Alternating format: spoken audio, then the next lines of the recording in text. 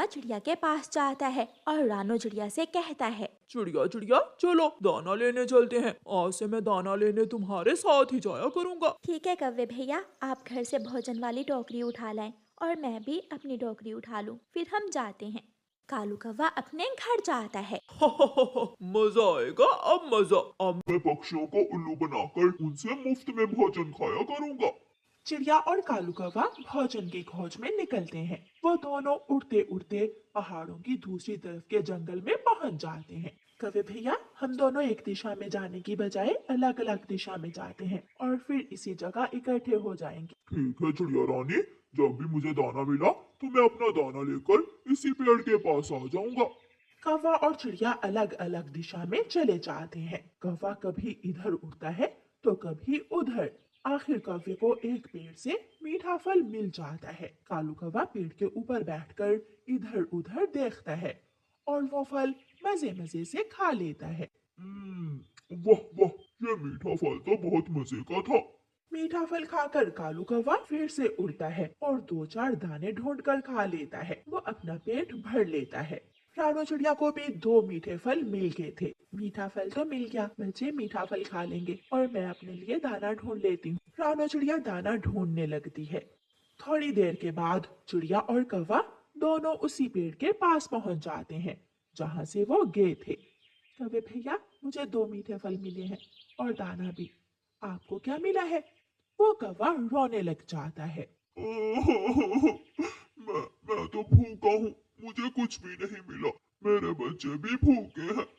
चिड़िया चिड़िया, आज फिर मेरे बच्चों को और मुझे भूखा ही सोना पड़ेगा। कौवे भैया, ना ना, आप रोए मत। ये ले, आप मेरे भोजन में से आधा भोजन रख ले। कौवा अपनी टोकरी चिड़िया की तरफ बढ़ाता है और रानू चिड़िया से आधा भोजन ले लेता है। शर्म आ रही है मुझे, दिल नहीं कर रहा तुमसे आधा भोजन लेने को। कौवा पूरी तरह नाटक करता है। वो चिड़िया से झूठ बोलता है। ये नहीं बताता कि वो तो मीठा फल और दाना खा कर आया है। कौवे भैया, रख लें आप, इसमें शर्म वाली क्या बात है? कौवा अपनी टोकरी उठाता है और रानू चिड़िया अपनी टोकरी, और दोनों अपने अपने घरों को वापस चले जाते हैं। घर जाकर कालू कौवा वो भोजन अपनी पत्नी गोरी और बेटे जग्गू कौवे को देता है। बहुत मेहनत से कमा कर लाया हूँ मैं ये भोजन, थक गया हूँ मैं। कालू जी, हमें पता है आप हमारे लिए बहुत मेहनत करते हैं। मेहनत का नाम सुनकर कालू को थोड़ा अजीब जरूर लगता है, लेकिन वो चुप रहता है। दूसरे दिन कालू कौवा कबूतर के पास जाता है और वही बात कबूतर से कहता है। हम एक साथ दाना लेने जाएंगे तो दाना जल्दी मिल जाएगा। कालू कौवे, मैं भी यही सोच रहा था कि किसी का साथ मिल जाए तो फिर ही दाना लेने जाऊं। फिर कालू कौवा और कबूतर एक साथ दाना लेने चले जाते हैं। वो दोनों आज झरने वाले जंगल में जाते हैं। कबूतर भैया, मैं इस तरफ जाता हूँ और तुम उस तरफ जाओ। जो दाना भी मिला हम लेकर यहाँ झरने के पास इकट्ठे हो जाएंगे। ठीक है, लेकिन जल्दी आने की कोशिश करना। फिर कौवा और कबूतर अपना अपना दाना लेने चले जाते हैं। कल की तरह आज भी कालू कौवा अपना भोजन ढूंढकर एक पेड़ के नीचे बैठकर मजे मजे से खा लेता है। वाह वाह, मैं आज फिर अपना भोजन खाकर जग्गू और गोरी के लिए कबूतर से भोजन ले लूंगा। रानू चिड़िया कौवे को भोजन खाता हुआ देख लेती है। ये कौवा आज मेरे साथ भोजन लेने क्यों नहीं आया? कुछ है, दाल में कुछ काला है। मैं इसका पीछा करती हूँ। कौवा अपनी खाली टोकरी उठाकर झरने के पास पहुंच जाता है और अपना मुंह लटकाकर बैठ जाता है।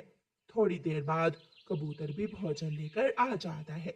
कबूतर के पास टोकरी में कुछ गाजरें और टमाटर थे।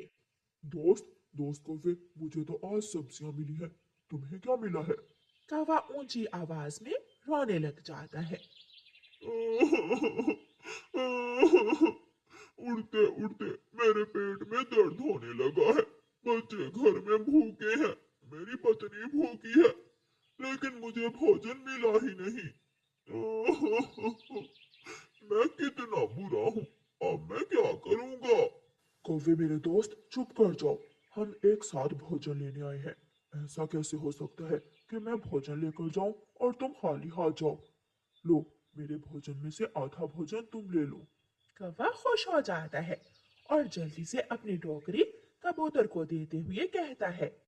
शर्म तो बहुत आ रही है, लेकिन चिड़िया वहाँ आ जाती है। शर्म ही तो तुम्हें आ नहीं रही, कल मुझे पागल बनाकर आधा भोजन लिया और आज कबूतर को पागल बनाने की कोशिश कर रहे हो। चिड़िया बहन, क्या मतलब? मैं समझा नहीं। कबूतर भैया, ये कौवा सब समझ गया है, जो पेड़ के नीचे बैठकर ठोंस ठोंस कर भोजन खाकर आया है। कौवे ने अपना सर झुकाया हुआ था। तो तुम्हें कैसे पता चला चिड़िया? मैंने अपनी आंखों से देखा है तुम्हें। बेशर्म, आज के बाद कोई भी तुम्हारे साथ भोजन लेने नहीं जाएगा। चलो भाग जाओ यहाँ से। फिर कौवा नजरें झुकाए शर्मिंदा होते हुए वहाँ से चला जाता है। गौरी कौवी चिड़िया के घर मिठाई लेकर जाती है। चिड़िया चिड़िया, लो मिठाई खाओ। ये मिठाई किस खुशी में गौरी बहन? चिड़िया, मैंने अंडा दिया है। फिर तो बहुत खुशी की खबर है। मगर चिड़िया बहन, एक समस्या है। समस्या? वो क्या गौरी बहन? मेरा पति कालू जी आज विदेश चला गया है और मैं अपने अंडे की रक्षा करूंगी या फिर भोजन ढूंढ कर लाया करूंगी। आपका पहला पहला अंडा है, आप अपने अंडे की रक्षा करना, और रही बात भोजन की, वो मैं ले आया करूंगी आपके लिए। आखिर मैं पड़ोसन हूँ आपकी। चिड़िया, तुम बहुत अच्छी हो, अब मैं जाती हूँ। गौरी कौवी चली जाती है। कालू, अब तुम जल्दी से अपने मामा जी के पास चले जाओ और 1 महीना वहीं रहना। मैंने अपने भोजन का बंदोबस्त कर लिया है। अगर किसी को मालूम हो गया कि ये तुम्हारा असली अंडा नहीं बल्कि प्लास्टिक का है, तो फिर पक्षी तुम्हें बहुत मारेंगे। तुम मेरी चिंता छोड़ो, मैं संभाल लूंगी। तुम जाओ, और हाँ, चिड़िया से छुप कर जाना। मैंने उससे कहा है कि तुम विदेश गए हो। फिर कालू कौवा अपने मामा जी के पास चला जाता है।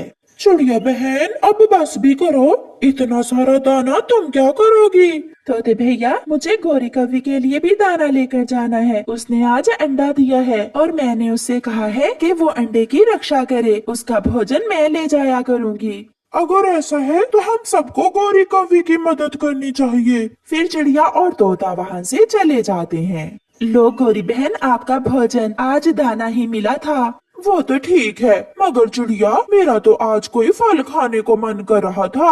मैं कल आपके लिए फल लेकर आऊंगी। इस पेड़ पर तो पका हुआ अमरूद लगा हुआ है। मैंने तो पेट भर के दाना खा लिया है। मैं ये फल गौरी कौवी को दे आता हूँ। बेचारी अंडे पर बैठ बैठ कर थक गई होगी। मिठू वो पका हुआ अमरूद लेकर गौरी कौवी के पास जाता है। गौरी, तुम सोई हुई हो। गौरी, अपने अंडे पर बैठो, तुम्हारा अंडा खराब हो जाएगा। ठीक है मिठू, ये अमरूद तुम मेरे लिए लाए हो क्या? हाँ, मुझे चिड़िया ने बताया था कि तुमने अंडा दिया है, इसलिए मैं तुम्हारे लिए अमरूद लाया हूँ। आप सब बहुत अच्छे हो, जो आप सबको मेरे अंडे की इतनी चिंता है। मिठू चला जाता है और गौरी वो अमरूद मजे मजे से खा लेती है। मैं कितनी चालाक हूँ, प्लास्टिक का अंडा अपने घोंसले में रखकर सबको उल्लू बना लिया है मैंने। ऐसे ही दिन गुजरते गए। चिड़िया हर रोज गौरी कौवी के लिए भोजन लेकर जाती। एक दिन लूसी कबूतरी चिड़िया से कहती है, चिड़िया, अभी तक गौरी के अंडे से बच्चा नहीं निकला। नहीं लूसी, अगर बच्चा निकला होता तो गौरी खुद भोजन लेने आ जाती। मुझे तो दाल में कुछ काला लग रहा है। कौवों के अंडों से इतने दिनों में तो बच्चे निकल आते हैं। गौरी बहन, लो ये मीठा फल खा लो। और मुझे याद आया, लूसी कबूतरी बता रही थी कि कौवों के अंडों से इतने दिनों में बच्चा निकल आना चाहिए। फिर तुम्हारे अंडे से अभी तक बच्चा क्यों नहीं निकला? उसे क्या मालूम, वो कबूतरी है, उसके अंडे से बच्चा जल्दी निकल आता है और हम कौवों के अंडों से बच्चा इतनी जल्दी नहीं निकलता। अच्छा, अब मैं जाती हूँ। कई दिन फिर से गुजर जाते हैं, मगर गौरी के अंडे से बच्चा नहीं निकलता। बच्चा निकलता भी कैसे? वो तो प्लास्टिक का अंडा था। गौरी ने तो पक्षियों को बेवकूफ बनाया हुआ था। चिड़िया और मिठू, आज मैं भी जाती हूँ तुम्हारे साथ। मैं देखूंगी कि वो कैसा अंडा है जिससे अभी तक बच्चा नहीं निकला। लूसी बहन, चले, हम दोनों भी गौरी कौवी को ही भोजन देने जा रहे हैं। फिर लूसी कबूतरी चिड़िया और मिठू के साथ गौरी कौवी के घर जाती है। लो गौरी, ये चावल है। जब अंडे से बच्चा बाहर आ जाए तो उसे जरूर बताना कि उसका मिठू मामा रोज उसके लिए भोजन लेकर आता था। और ये भी बताना कि चिड़िया मौसी भी हर रोज दाना लेकर आती थी। अगर आप मेरी मदद ना करते तो मेरे लिए बहुत मुश्किल हो जाती। गौरी, एक बार मुझे अंडा दिखाना, मैं देखती हूँ कि अंडे में बच्चा स्वस्थ भी है, कहीं तुम्हारा अंडा खराब ही ना हो गया हो। नहीं, मेरा अंडा ठीक है, ऐसे हाथ लगाने से अंडा खराब हो जाएगा। मगर लूसी कबूतरी अंडा उठाने के लिए आगे बढ़ती है और गौरी उसे मना करती है। ऐसे ही अंडा नीचे गिर जाता है। वो अंडा तो प्लास्टिक की बॉल की तरह 2-3 बार ऊपर नीचे होकर साइड पर गिर जाता है। प्लास्टिक, ये अंडा तो प्लास्टिक का है। तुमने हमें फिर से उल्लू बना लिया गौरी की बच्ची, हम तुम्हें छोड़ेंगे नहीं। चिड़िया तो चिड़िया, इस बार तो मैं भी बेवकूफ बन गया। वो पीछे क्या है तुम्हारे? वो सब जैसे ही पीछे देखते हैं, गौरी उठकर भाग जाती है। फिर क्या था, सब पीछे पीछे और गौरी कौवी आगे आगे। ऐसे पक्षी गौरी को पूरे जंगल में घुमाते हैं और अपनी बेवकूफी पर अफसोस करते हैं। छोटी, आज तो मेरा मांस खाने को बहुत दिल कर रहा है, मगर अफसोस अब कोई भी पक्षी हमारे जाल में फंसता ही नहीं है। बड़ी, तुम एक बार जंगल में जाओ तो कोई ना कोई ऐसा लालची पक्षी जरूर होगा जो हमारे जाल में फंस जाएगा और हम आज उसका शोरबा बनाकर पिएंगे। तो फिर तुम मेरा इंतजार करो, मैं जाती हूँ जंगल में। फिर बड़ी चील बहन किसी पक्षी को अपने जाल में फंसाने के लिए जंगल में जाती है। चिड़िया, सुंदर चिड़िया, मैं आपको लेने आई हूँ। मैंने नया घर बनाया है, आकर देखो तो कितना सुंदर घर है मेरा। चिड़िया समझ जाती है कि ये जरूर चील की कोई चाल होगी। मेरे पास समय नहीं है, आप जाएं, मैं शाम को आऊंगी। ऐसा कहते हुए चिड़िया वहाँ से चली जाती है। ये चिड़िया बहुत सियानी है, ये तो मेरी बातों में आने वाली नहीं है। चील आगे बढ़ती है। फिर चील मिठू तोते के घर जाती है और उसके दरवाजे पर दस्तक देती है। हरियाली, हरियाली, बाहर चील है। चील, वो क्यों आई है हमारे घर? तुम रुको मिठू, मैं देखती हूँ। फिर हरियाली बाहर जाती है। जल्दी बताएं, बताएं क्या काम है? सुंदर तोती, तुम्हारे पंख बहुत सुंदर हैं। मैंने नया घर बनाया है और मैं चाहती हूँ कि तुम्हारे जैसा कोई सुंदर सा पक्षी आकर मेरा घर देखे, मुझसे दोस्ती करे, मेरे साथ बैठे, चाय पिए, तो फिर चले मेरे घर।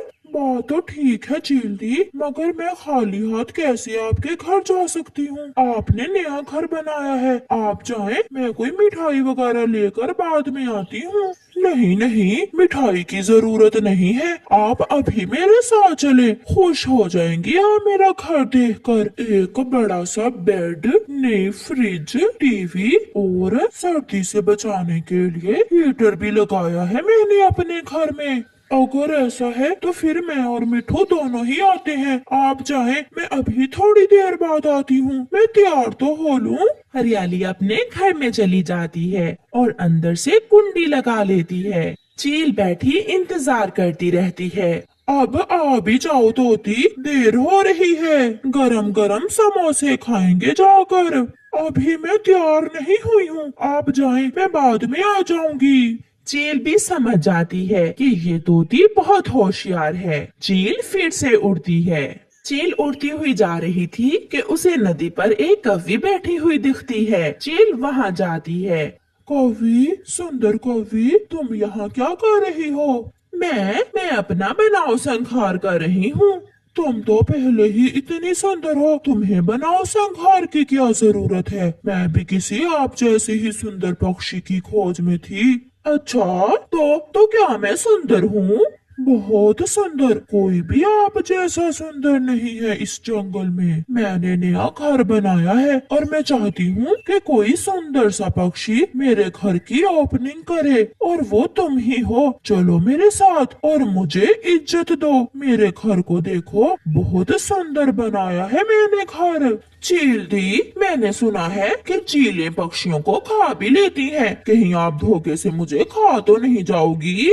मैं बूढ़ी हूँ, अब मैं इस उम्र में मांस खाती अच्छी नहीं लगती। मैंने कौन सा मांस खाकर फिर से जवान होना है। फिर गौरी कवि चील की बातों में आकर चील के साथ चल देती है। कवि रुको रुको, एक बार रुको, मैं यहाँ से 2-4 लाल मिर्ची ले लूँ। फिर चील बुलबुल की दुकान से लाल मिर्ची लेती है। चील दी, ये मिर्ची क्या करोगी आप? मेरी बहन को लाल मिर्ची की चटनी बहुत पसंद है, उसने कहा था कि आते हुए लाल मिर्ची ले आना। तो फिर से उड़ती हैं। फिर रास्ते से चील एक पहाड़ से थोड़ा सा नमक लेती है। चील दी, नमक का क्या करोगी आप? इतनी सुंदर कवि मेरे साथ मेरा घर देखने जा रही है, खातिर भी तो करना है मुझे अपनी सहेली कवि की। बिरयानी बनाऊंगी मैं तुम्हारे लिए। अच्छा सहेली, बिरयानी तो मुझे बहुत पसंद है। वो फिर से उड़ती हैं और चील गौरी कव्वी को अपनी गुफा में ले जाती है। कैसा लगा आपको मेरा घर? ये तो बहुत सुंदर है, बहुत सुंदर। वो सामने बड़ी कुर्सी पर बैठ जाओ आप, मैं अभी आपको बिरयानी बनाकर खिलाती हूँ। गौरी कव्वी जैसे ही बड़ी कुर्सी पर बैठती है, पीछे से छोटी चील बहन गौरी को रस्सियों से बांध देती है। क्या हुआ? आप मुझे ऐसे रस्सियों से क्यों बांध रही हो? फिर वो दोनों चीलें हंसने लग जाती हैं। क्योंकि आज हम तुम्हारा शोरबा बनाकर पीने वाली हैं, लाल मिर्ची और नमक डालकर। छोटी, आग जलाओ और इस सुंदर कवि को देगची में रखो। ये सुनकर गौरी की तो जान ही निकल जाती है। ये धोखा है, ये धोखा है। जो भी है, मगर आज हमें बहुत मजा आने वाला है। फिर वो चीलें गौरी कव्वी का शोरबा बनाकर पी लेती हैं।